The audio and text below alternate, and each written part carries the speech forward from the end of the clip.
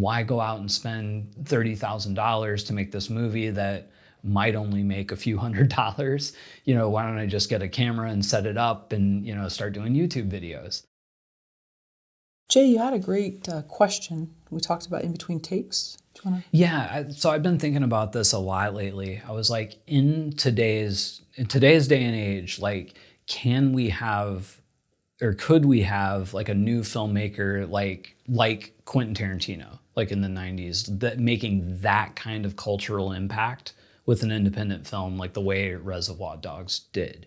And I've been thinking about this a lot and like racking my brain trying to even think of a movie in the last 10 years that came out from an independent source and had that kind of cultural impact, that launched a director like that, where even before Pulp Fiction, like he was a rock star. Like, can we have that today? And I don't know, because like I was thinking like the closest to it in the last like 5 years might be the Safdie brothers, but again, not like Tarantino. I mean, my mom knew Quentin Tarantino. My mom didn't know the Safdie brothers. You know what I mean? I think today, with the proliferation of streaming and just all of the content and kind of, our disposable society, whatever you want to say, but I don't know that a filmmaker, no matter how good, you could make a movie as good as Reservoir Dogs. There's definitely people that are as talented as him out there that, are making their first movies, but can those movies have the kind of impact that something like that had, or that Slacker had, or that Clerks had? Can we have that today? And I would say no. It would be my honest opinion, is I don't think so. It's not impossible. Someone may totally come out and shock me this year, but I don't think so. It seems more that the way things are working now are like the Safdie brothers, where like how many movies did they make before like we knew who they were? A few, and they built up to, Hard Time or Good Time and Uncut Gems. But they had like what, 2 or 3 movies before that? I thought so. Yeah, something like that. The Spirit Awards. And I think they might have been, were they like YouTubers or something before that? I don't know. I'm getting off.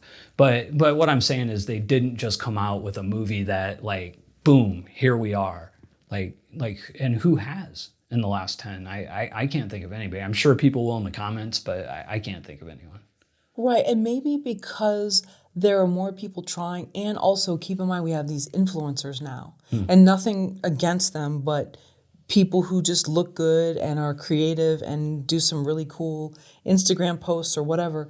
That's also competing. I mean, we're just in this new realm where there's so many people competing for our attention. Yeah. Whereas at that time, the 90s. Yeah, well, and also, not only do we have more people doing it, there's more people doing it like on a professional level. Like even if they're just some YouTuber from Toledo, like they have a nice like 4K camera, they got their lights set up, like it looks like a pro like TV broadcast from the 90s, whereas in the 90s, like to make a movie look as good, and sound as good and play as good as Reservoir Dogs, it cost about $1 million, where you could do that today for, a couple $100,000, maybe less.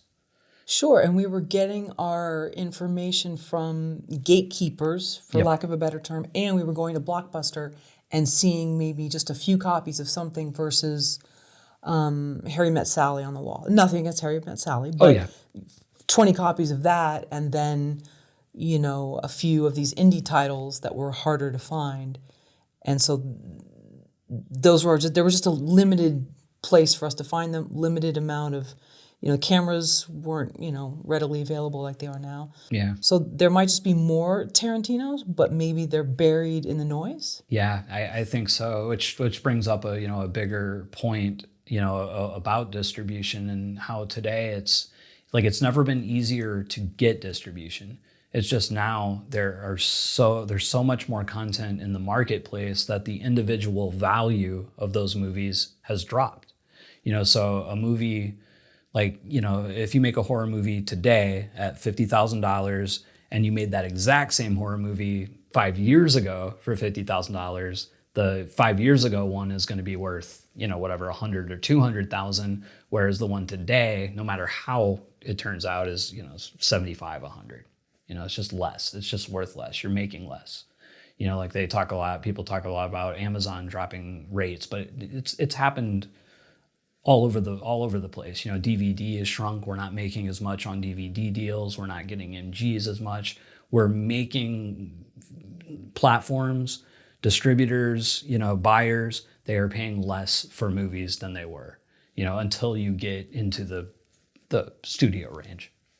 Sure. And two, when there were these special films, let's say A Basketball Diaries, they were so special because there weren't that many like them. Yeah. Now there's so many amazing films with Sundance and all these other festivals. There's all these indie filmmakers making, so there's so much to compete. But when you had the one Basketball Diaries, then everybody could focus on that one. Yeah. And Yeah, there were all these, so I don't know if that's a relevant point, but I think it is. yeah, there's just so much. I mean, they say the same thing about, the home recording industry as well. Mm-hmm. Do you think that talent is no longer attracted to independent film? I think there are a lot of things competing for attention with independent film now. And honestly, like independent film or indie film, it's such a nebulous, broad term, and filmmaker is such, a broad term. Is, a YouTuber that's doing, vlog videos, with lights and a camera and sound, are they a filmmaker? Yeah, but yeah, I think that all of those things are there seems to be a lot of more easier routes to money now. People see the influencers, single camera vlogs or just, on their phones, and they're like, why go out and spend $30,000 to make this movie that might only make a few $100s? Why don't I just get a camera and set it up and, start doing YouTube videos? And some people are attracted to that. And I do think that some people that might have, tried independent filmmaking, like narrative films or documentaries, might get sidetracked into that. Like I even admit me, I mean, I've made films for 20 years, and about 5 years ago I started doing YouTube videos. And for me it's it's an extra thing, but if I was starting out all over again, I might have started there. And you're offering value to people. You're not just quote unquote talking about yourself. You're giving them tips that could help save them down the line, and interviewing people. Totally.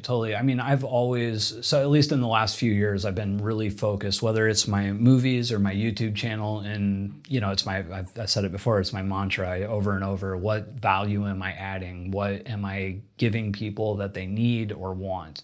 And I think that has led me to doing better.